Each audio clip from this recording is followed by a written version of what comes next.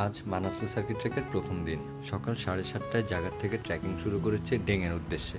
দুর্গম পাহাড়ি পথে ট্রেক করতে হবে প্রায় 19 থেকে 20 কিলোমিটার পথ। আর এই দীর্ঘ পথযাত্রার সৌন্দর্যই তুলে ধরবো আজকের এই ভিডিওতে। আমরা ওই জায়গা থেকে হাঁটতে হাঁটতে এই রাস্তা দিয়ে এখনো হেঁটে যাচ্ছি। এখন আমরা একটা সাসপেনশন ব্রিজে। নেপালে এই ধরনের অনেক ব্রিজ পাওয়া যায়। বাংলাদেশে আমরা ট্রাফিক জ্যাম দেখি, আর এখানে শুরু হয়েছে ভেড়ার জ্যাম। এই যে ভেড়ার জ্যামের কারণে সকল ট্যুরিস্ট হচ্ছে সাসপেনশন ব্রিজের সামনে এসে দাঁড়ায় আছে। এটা খুব সম্ভবত আমাদের মানাসলু ট্রেকের সবচেয়ে বড় সাসপেনশন ব্রিজ। তো আমরা এখন এটা পার হচ্ছি।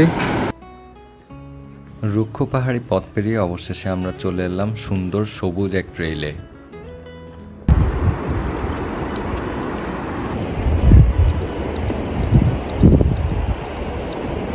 মানাসলুতে এসে সবজি গাছ পেয়ে গেলাম।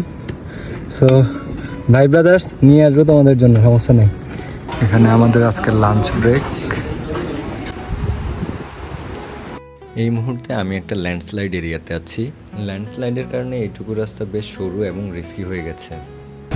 ফাইনালি দীর্ঘ 11 ঘন্টা ট্রেকিং করার পর আমরা ডেংয়ে পৌঁছে গেছি। এখন দেখে শুনে একটা টি হাউজে ওঠার পালা। সো দেখা হবে নেক্সট ভিডিওতে।